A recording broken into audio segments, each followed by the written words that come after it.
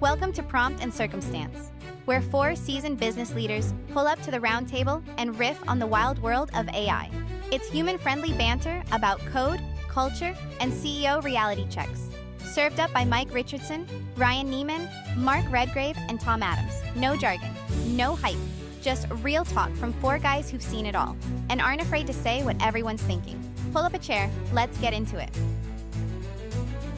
Hey everybody, welcome back to another episode of Prompt and Circumstance, the podcast that you've got to listen to if you are trying to illuminate the pathway forwards with your AI strategies so you are wandering around in the darkness a little bit less than everybody else.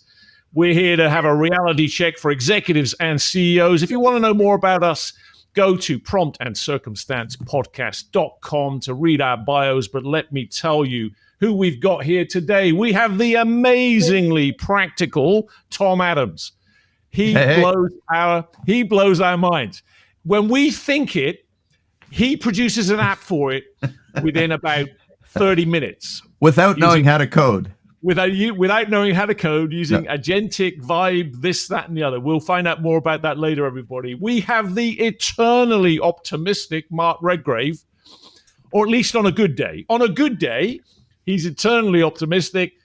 Not so much in the first episode. If you want to know what that's about, I had a good chat to myself after the last one, so I'm going to try and be better this time. We have the ever underestimated Ryan Niemann. Everybody, if you read his resume and you understand his experience and you understand his perspectives and where he's headed and where he's going, not least of all as you're about to find out in this episode, it's just amazing. Mind-boggling. Not even worthy.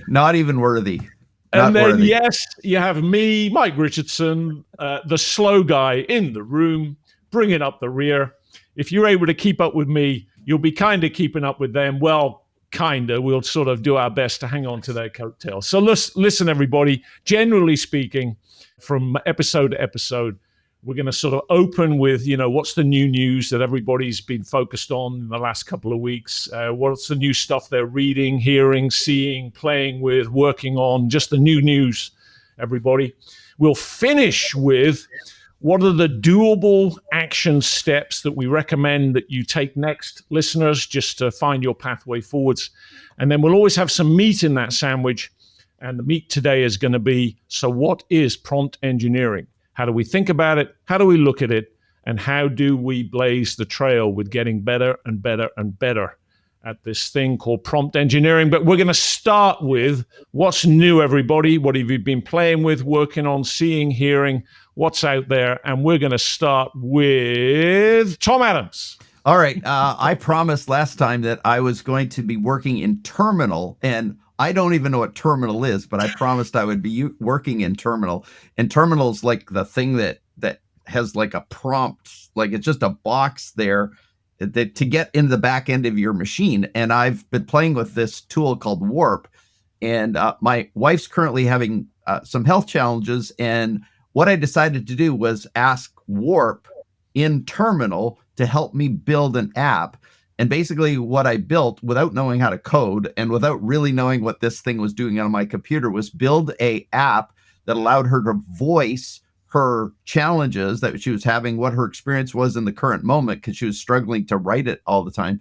And so she would voice it. This thing transcribes it, sends it to AI to really restate it as sort of more specific issues that are happening, and then documented in a spreadsheet that has date, time, specific issues. And then we've been actually taking that to our medical appointments to say, this is what's happening. This is what's actually going on. So that's been really cool. What did we say, everybody? Amazingly practical. That is Tom Adams. Really practical. Yeah, like just doing that. And this week I decided I'm going to try and keep up with Ryan and build a paid app to figure out if I can build a paid app without knowing what I'm doing. And so I was talking to a coaching client and they said, we got this problem, like my field reps don't say something when they see something. And I said, let's build an app called When You See Something, Say Something. And so what I'm doing is a similar kind of concept that I did on my wife's, which is build an app that if they see an opportunity with a client, they press the opportunity button and then they talk about it. and then they take pictures of it, and it submits it and goes to head office. So, and just remember what Tom said earlier, everybody. He does not know how to code. I don't know how to code. And yet he's able to come up with this stuff in hours, maybe even minutes. So that's what I've been doing this week. And when we talked about prompt engineering, I am going to talk about all the challenges I've had with that one, because Claude Code completely broke everything when I prompted it, and it broke my entire system. And so that's been fun. But I'll talk about that later. All right, everybody, hold your breath. Let's find out what kind of mood Mark is in today. Mark Redgrave, what's new on your world? I've had a great week, actually. Tom, if you've made that much progress with your wife's health stuff, like, I'll just cancel my Hogue stuff and send the money to you. And it's like $95 million a month I spend at Hogue, so I could give that to you if that helps. Yeah, and any little bit helps. What have you been playing with? What have you been seeing? What have you been working on? I've had quite a creative week. So, in response to a number of conversations from CEOs and leaders, I've just been forced to get clarity on, some of the principles where a number of us come from around agility and adaptability. Is like, I think organizations are facing with this, the AI onslaught is just forcing them to rethink some of these principles that are foundational. So I've had a great week, actually, but talking for not in prompt engineering and in app development, but more in terms of like the narrative that I think CEOs need to hear to clarify that. So that's good. I've got something I've got to share, though. This is so good. Oh, come on, then. Here we go. Buckle up, everybody. Here it comes. I don't know if this is right or not, because to be honest, on LinkedIn, I read things that are quite contradictory, but this made me laugh. So it says here, before we're talking about the cost of compute, right? And it says, before 2010, AI compute doubled every 21 months, okay? Now it's every 5.3 months. AGI will require computing power exceeding 10 to the power of 16 teraflops, okay? And one estimate suggests the cost of that surpassing the entire US GDP by 2037. Wow. And again, Mark, if we can translate into English, a teraflop is what? A lot. It's called teraflop is Latin for a lot. It's when it's so much you fall down. Mark, didn't you introduce the thought that every prompt requires a glass of water? Oh, that's right. I read this morning, Ryan. That like a query, right, takes the same power consumption as 6 seconds of TV watching, and that was presented, right, as a positive. It's like, gosh, we're getting better. I'm like, holy crap! Are we saying every time somebody puts thank you into ChatGPT because they got something useful?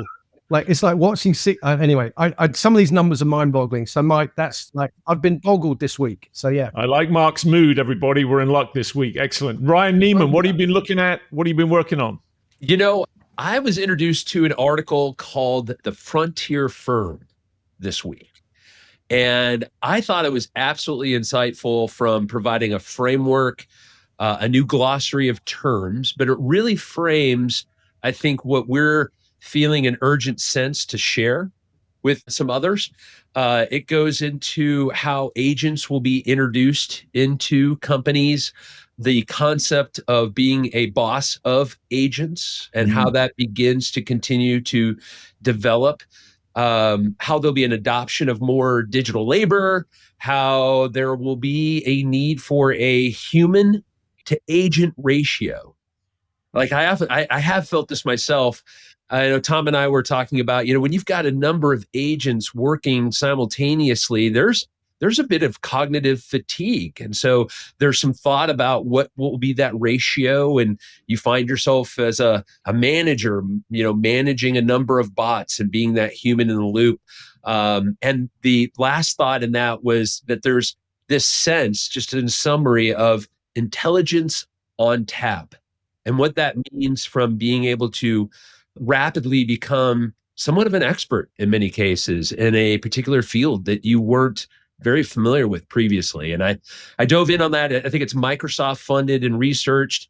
They mentioned that they leverage trillions of Copilot transactions. They have a very global footprint in this study, and also leveraged LinkedIn data and what they're seeing in both large organizations growing at, I think they said year over year, 10%, but smaller firms in technology growing 20%. So a lot of exodus of tech talent from big firms to small firms. It's a very insightful article. Wow.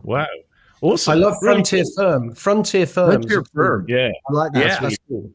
Me, the slow guy in the room, I was playing with my new toy, which is I got myself one of these Plaud AI recording devices that can record for up to about 20 hours continuously. And it's got like 20 days of, standby battery life. And so I've just started experimenting with that and been recording meetings and, just trying to keep it on all day sometimes and seeing what I get out of that. And then through the web app, interrogating it at the end of the day, hey, how did I show up today? Any sort of missteps anywhere where, my tone or my presence wasn't how I want it to be, those kinds of things. And then, of course, easily getting, summaries from different conversations that I've had, just in the flow of my day.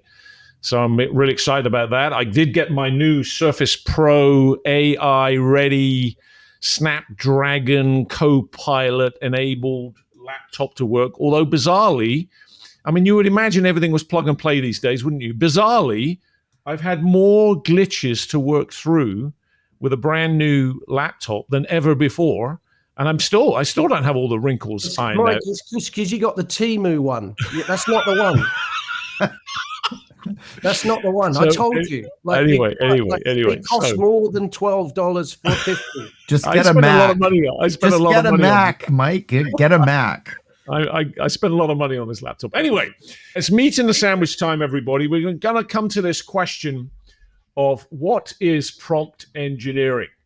And what we want to get into here is how do we think about it? How do we look at it? How do we blaze the trail with it? And how do we really start to refine and optimize and continuously improve the way that we're prompting? And perhaps, Tom, we'll start with you, and then we'll come to Ryan, because Ryan's got some really magical stuff that he's been working on. But Tom, can you get us started down that path? Well, I'll start, and I feel like we should go to Ryan, and then I'll come back with some sort of practical reality stuff. Okay, all right, nice pivot. Well, Ryan. no, I don't mind that, but I just think Mark's holding up a sign, everybody, saying, "I'm here to learn." I know. I've got so much to learn here, Ryan. This is money time. Like, hit me. All right. Well, I would put it in some context. So I would say getting out of 2022 into 2023, I was looking for ways to prompt better. I was finding that when I was talking to both colleagues as well as some family members that there was just some education on how to improve the way that you were working with any particular large language model. One thing to note, we're talking about a couple terms here that are actually contentious. You wouldn't think it would be, but prompt engineering does have some contingency that believes that's a really bad name and contend it's not engineering at all. Also, vibe coding. A lot of coders take exception to vibe coding. So I'm just going to get that on the table. We'll dissuage that, recognize it. You can think of it as prompt discipline or agentic code development, however you think, but there are some contingencies that take exception. So why was it important? Well, the better that you describe what you'd like to receive from a large language model, the better the outcome. And so in many cases, when you hear, I tried it, it didn't work, it came back with some erroneous information and such, can really be solved by just being more disciplined in the way that you create prompts, Mike. Whether you're using ChatGPT or Copilot or Claude, whichever of these large language models you're using, the quality, you get out what you put in kind of thing, right? We've always said that, right? Yeah. Put rubbish in, you get rubbish out, right? Yeah. Well, I would tell you that that's a good way to start, because in many cases, I would say a vast majority, you just put in a prompt and you get something back, and that may be good enough. Like if I'm, I don't know, I'm looking at my background. If I want to get a new lamp with a glass base, I can put that in. It'll probably give me back some good examples. That's just without doing any kind of prompt discipline. We've talked about, and I think we touched on this in our last episode, there is something like act as a, I will, you will. And so that would be evolving that into act as an interior designer. I will give you some options and constraints on my budget and such, and you will provide me some options of different lamps I could buy. Just give us that one more time, those 3 elements. Yep. Act as a, I will, you will. Nice. So that's step 1, everybody. If you want to do better prompting, that's a nice little easy to remember structure. Perfect. We'll come back, Ryan, because I know you've got a lot more. But Tom, any quick reactions, and Mark, any quick reactions so far? Yeah, the thing for me is, and when Ryan talks LLM, there's 2 directions. One is conversational. The thing that's been helpful to me is there's the conversational type of chat, and then there's also what is considered product prompting, right? Which is creating agents that respond to things. So my sense is this first thing is more conversational that Ryan's bringing up, which is when you're in conversation, act as if I'll do, you do kind of stuff. Would you agree with that, Ryan? Yeah, that's a good delineation. I think kind of as I give you the progression, you'll see that they build upon each other as well. Okay. Yeah. Mark, how are we doing? Are you learning something already, Mark? You keeping up? Why I think this is so interesting. The first thing is like, if you're sat there going, oh, hold on, it's already like feeling like just query it. It doesn't matter, right? Because my first impression of this stuff was you get such impressive results back. What Ryan's about to dive into is how to make that stuff even better. But my first thing is don't hold back, like just get into it. But like, why I think this is such a great conversation is this is about teaching, like from a CEO's point of view, teaching your business to think clearly. Yeah. If you can't describe what you want, maybe you don't have the clarity you need, which I think is super interesting as an area, right? Yeah. So it's almost like the prompting, your capability to prompt becomes a proxy for, do you understand what you want? And I think that's quite an interesting concept. All right, back to you, Ryan. Keep going. Yeah, that's a good thing to remember, Mark. So I would say, so then progressing out of act as a, I will, you will, we talked last week about using a prompt that actually asks it to improve your prompt. Like, super basic. I think it's interesting that there's a number of tools out there, some of them you have to pay for, to improve a prompt. But in this case, whatever large language model you're working with, if you provide a prompt and then say, would you improve my prompt before proceeding, it will. It'll come back and say, oh, this is a better prompt to start using. I also introduced the thought of, and then ask me 3 questions before you proceed, or 5 questions, or as many questions as you need to get clarity, can really just start to improve the results you get back. And then lastly, you can use something like evaluate your first response against these things that I find important, and then provide me yet another response. Yeah. And it continues to evolve the response to getting really specific on what you're looking for in a response. Oh, nice. Yeah. Tom, any additional thoughts around all of that? Yeah, and I'm pulling off what Mark already said. I feel like this is the thing that we learn when we're working with teams, like when we're working with staff members, which is what Ryan just said is often how we have to converse with a person that we're asking to do a specific thing, which is we have to be really specific what we want. We got to say, I'm going to give you this, you're going to give me that. And then can you make sure that you sort of bring back to me what you think I just told you? Ask me any questions you like. That's what's so profound about this is we're teaching a machine that's been taught on the way a human tends to think. And it's not quite as good, but like that's the same process. And to me, that's what I do when I'm working with it is I keep asking things like as if I were asking a human, and I give them sort of personas so that I can talk and think like that. Tom, I had a conversation with not a CEO, but a senior leader yesterday. And one of the things we talked about was like the need for leaders to seek clarity. Yeah. Right. That's what you do. Right. So I think this is really like, this is perfectly aligned. But I've got a question for Ryan, very specific thing, which is like as we're evolving the prompts, right. And I'm giving, in this case, ChatGPT more clarity. Like it always agrees with me. So how do we fight that? So for example, I'll give you an example, right? So I go, it feels, so they might come back and I said, it feels like we are focusing too much on this and not enough on that because this thing that I think we should focus on is important to CEOs. And often it comes back and goes, oh yeah, Mark, you're right. Do this. And I'm like, hold on, don't agree. Okay, so what do we do about that? Yes, actually, that's a good point. I've used different language models, and I do believe it was Llama that came back and like at the end said, how's your day? Right. Okay, so without getting technical, there are things that you control when creating a prompt, and there's things that you don't control. And the default settings are typically things like be a helpful assistant and be friendly in responses. And the way to change Ryan, that, when you say default settings, you mean, where are those? for instance, in ChatGPT, if you go into the settings area. No. This is deeper. This is not. That's not. There may be other. Let me clarify. There may be some language models that you can toggle and do things. Okay. And don't get me wrong. Early on, those things were really kind of available to users, but now they start with a default setting. You can't control that in many cases. I see.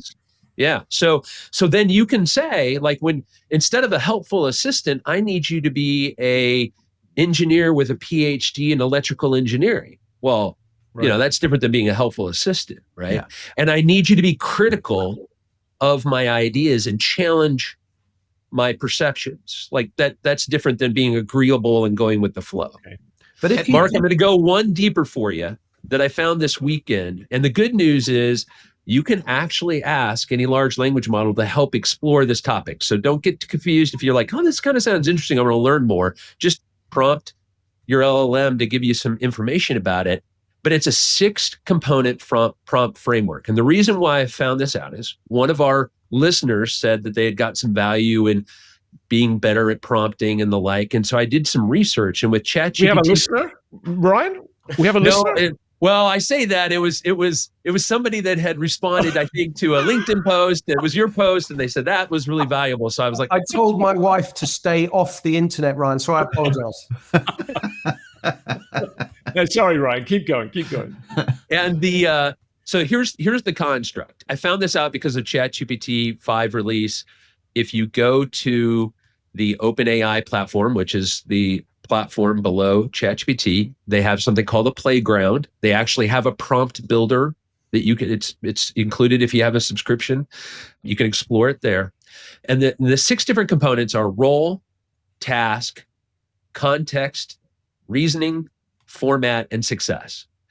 And being able to provide the LLM some amount of information in those 6 categories. Whether give me them again, Ryan. Give me them again. Role. Yep, you bet. Task. Role, task, context, reasoning, format, and success. And I'll give a qualifier. I did some research this morning. There is no one universal 6 components. It doesn't seem to have a distinct origin story, but it is very well recognized that these things can help improve your prompt. And there's some variations. Uniquely, one of them is actually tone. For instance, the tone could be more professional versus more casual, or more technical versus more theoretical. Mm-hmm. Love that. And are you able to sort of run us through an example, Ryan, of how you would construct those 6 dimensions for an example prompt? Yeah, you bet. So I would start by describing what you want to accomplish. I would dive in on a particular role, maybe add an industry, add a particular professional field, add a particular discipline, maybe years of experience. In that, you could also say, requires technical knowledge of HIPAA compliance, or requires technical knowledge of a particular CRM system at your work, right? That was the first element, which was role, correct? Correct. Okay. Moving on to task. Now, the task and how AI approaches it is kind of interesting. And I'll make this very simple. If you ask it to do something and it comes back, you're giving it instructions without examples, right? Another approach is that you provide some examples of what you want in the response. So, if I were ask Mark to go get me a piece of paper, really there's no instructions on what I want back. But if I said, Mark, would you go give me a piece of paper that's lined and also is 4x6, starts to get a better contextual understanding of what I want back. And the last example is what's called chain of thought, right? So what does that look like? Well, for instance, what if I asked Mark to work through a series of questions, and through that process, I really got a better understanding of what I wanted back, which could be something like a hexagonal graph paper. Like I didn't even think of the fact that I needed a hexagonal graph paper. Maybe I didn't even know what that was, but that's exactly what I needed. And through that chain of thought, Mark was able to elicit a better understanding of what I wanted back. Is it, Ryan, because this is how I emotionally react to writing prompts, right? I'm normally pretty excited and I sit down and I start writing and I want to press enter. I totally want to press enter, but like I force myself to like, no, more information, more. So one thing I wonder is, and this is just from my personal experience, is like, you should be prepared to sit and take time to write a great prompt, right? Because I just find myself rushing often. Yeah. So what's your views on that? Because I know you can refine prompts, but it's like how much. Yeah, because I said shit that this prompt is 150 words long, and I'm like I wrestle with that. Does that make sense, or maybe I'm talking gibberish? But no, go for it, Ryan. Yeah, my first impression is no, not all prompts require that level of discipline. I'm sure we could come up with some sort of matrix that, like, low impact, low complexity. Don't spend a lot of time on your prompt. High impact, high complexity, spend a lot of time on your prompt, because those individuals that are in the middle that are like, I didn't get what I wanted, quite likely didn't spend that level of discipline. And it was an important thing or something that they do quite frequently, and they needed the output in a specific way. And through some good prompt discipline, you can achieve some very interesting outcomes that save you time. This is where the distinction between conversational prompting and product prompting starts to become really critical, because if you're building agents, the prompt becomes seriously important, because essentially what you're doing with an agent is you're amplifying the recurring nature, and you get leverage from a prompt that's actually well constructed. But if we don't learn how to do effective prompts on that sort of conversational stuff, once you get over into agentic stuff, you don't actually then produce the kind of prompts that you can scale very well with. Okay, so doing conversational prompts in ChatGPT, Copilot, Claude, etc. That's good. That's good training. That's putting the training wheels on, and we'll reap the benefits of that at the next level if and when we go to agentic kind of stuff, right? Okay. And Ryan, let me ask you this. So is there any difference between, if I've got that high impact, high complexity thing I'm trying to do, is there any difference between me taking 10 minutes to work through those 6 elements as part of my first prompt versus doing element number 1 as my first prompt, see what I get, then going back in and doing element number 2 as my second prompt and doing it iteratively? In your experience, is there any big difference between those two approaches? There is, in the sense that this was explained to me, and it makes a lot of sense, and that large language models are trained to quickly provide a response. And so if I give a project detail and then I wait to give it role and task and content, it's going to go off and come back with something. But that may be okay. You might want to take a more iterative approach, and then you might find yourself starting over, or like then saying, now I also want to add in some additional examples of the format that I want to get it back in, or I want to add some additional details around the role skills that I think are important in this project that I'm trying to complete. But it sounds like the more that we want it to think, the more we need to think about the prompt. You bring up a good point. What comes to mind is, if you've got some good prompts, keep them around. Like put them into a notepad. And then the good news is, to Tom's point, you don't need to know code. You can change the wording and modify some of the aspects and see what comes back that's differently. Also, do this. try different LLMs. Like try a prompt in ChatGPT, then try that same prompt in Claude, then try that same prompt in Perplexity, for instance, and see the different styles that you get back. I mentioned Llama. I thought that was funny that, it asked me to have a great day. It's like, are you having a great day? Like, that. Ryan, you never ask a llama anything. You know that. What are you going to get out of a llama? Yeah, that's a good point. You caught me. I was actually talking to a llama. Yeah, exactly. Well, they don't know anything. I know some llamas. They don't know nothing. Mark, I was just going to give you a way to take Ryan's complexity and state it all because you're in a rush, which is talk to it. And I use whisper tools, so I actually talk to instead of typing, and I talk through it, and I don't care how long it takes because my whisper tool that I talk to actually cleans it up and puts it into the prompt window.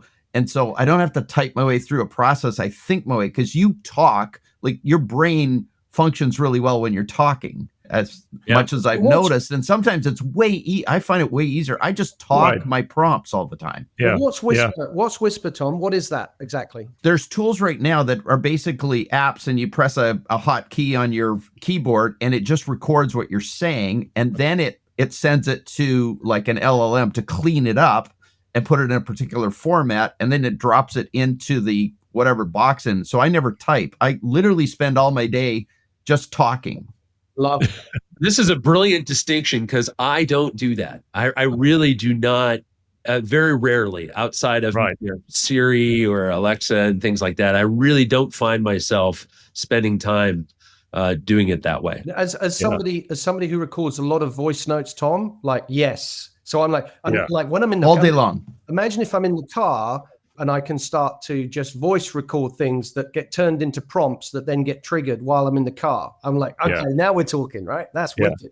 So Ryan, correct me if I'm wrong, but I think you took a few minutes over the weekend to actually put these 6 steps into a URL, didn't you? I did. Yep. Our listeners can find it at PromptWorks.pro. PromptWorks.pro, everybody. It's the bomb. I've been trying it, and it's wicked cool. Wicked cool. Just, Mike, I got your feedback, and I added a chatbot agent to it as well. So there's a chatbot to help you and others be successful in creating a 6-component prompt. PromptWorks.pro, everybody. We'll put that in the show notes as well. Go check it out. Okay, everybody, we're going to start landing this plane with the final element in the sandwich here, which is what is something that would be doable this week or these 2 weeks before our next episode for our listeners to head out and do? Mark, what would you suggest for our listeners to bite off something that's doable and digestible? So I would say if you are so this is a thought that I'd like to leave CEOs with to take into this week, which is like, prompting is going to be table stakes. Everyone is going to need to know how to prompt, right? So I would say, think of that like a core business skill. So if you're a CEO, go into this week and start having conversations with your team saying, right, we need to build capability. You have those conversations all the time, right? There's a capability we need to build here, which is called, like, I wouldn't call it prompt engineering. It sounds too scary, but we have to make sure all of our team know how to prompt effectively. So start planning that yesterday. I think that's because I think that's a really, like, that is where this is headed really quick, right? And why, to loop back to the comment I made at the start of the show, it's like, if your team can't have the clarity to prompt properly, they probably don't understand well enough what you're trying to do. That's a strategy gap. So it's that's so interesting, right? Where these two things collide. So that would be my thing for this week. Go and have a conversation with your team about, like, how are we building prompting as a core capability of everyone in the company? Yeah, and I like what Ryan said earlier as well. Maybe he was talking mostly about individual listeners on the call, which is, hey, if you discover prompts or the 6 structure of prompts that work, copy and paste those to accumulate that inventory into OneNote or a Word document or somewhere that you can get at quickly and easily. So you're not having to reinvent the wheel every time. It's an asset It's an asset. You need to, as a CEO, you need to think about your prompts as becoming a corporate asset. Yeah, beautiful. Great. Tom, what would you recommend to people as a doable thing they can bite off over the next couple of weeks? Well, like I said, I'm practical, and I'm going to jump out of the prompt side of it because I think this is really practical. I just love small problems that recur regularly. And if you can figure out how you want to solve those, you now have the opportunity to create a prompt to create a result in some kind of agentic format. But so often what I hear is people tend to think in terms of big stuff instead of small things. Like, what's the small recurring problem? Like, I had a conversation with somebody this week, and they said, I'm so frustrated by my email. Well, what's the frustration? I got to tag everything. Well, I go, oh, that's a problem that's solvable. But let's not think about AI as this whole thing that comes into business. Let's look at a tiny problem that you can actually solve that recurs on a regular basis, and just know what you want from that. And then you can create a prompt and said, well, be clear about it. My clarity is I want this done, right? You're going to do this, and I want my emails tagged every 5 minutes, something like that. And as a small example of that, what I've done for this podcast is I've built myself a little project inside of ChatGPT with a number of different chat channels in it, where I'm able to go in and ask ChatGPT, hey, what's the new news that's out there? I want you to go out and bring me back a digest. And I just went in there this morning and I said, please refresh the digest with the very latest. Boom, there it is. Yep. And then there's another channel in which I've said, look, my angle for these podcasts is this. Help me brainstorm. I've been doing this, and this. Help me brainstorm what my contribution can be today. So I can just go back into those channels and I can almost just sort of say, please refresh and give me the very latest. And it's a 20-second exercise. Yes. You just reminded me of something, and leaning in on the glass of water for every prompt. Don't ask it, please. It's interesting. It's interesting for two reasons. One, I've actually found that some responses will be better if you challenge it and you say, "Is this the best you can do?" or think harder about this. And there's a little nuance to the GPT-5 release where she said, well, you can access this to think harder about a topic because that's the default setting if you're a paid subscriber. If you're not, you can trigger that by saying, think harder about this. There's a tip for everybody. And over and above all of that, Ryan, what would you recommend to our listeners as a doable thing they can bite off this week or next week? I had a conversation with a leader, and I encouraged that individual to create a council or a small team to get started. I think a lot of individuals are challenged with, how do I get started? I don't know everything. And the good news is no one knows everything. Yeah. And surrounding yourself with some bright talent in your organization or in your firm, your business, or in education. In this particular context, get some of those students to come and be part of a council and start to outline, how do we take next steps? How do we make this meaningful and impactful, really with an effort to grow to something that really saves significant time or is really impactful on people's lives or actually is able to demonstrate significant ROI? Any one of those objectives, how do we take steps and really continue to grow and learn and make it meaningful?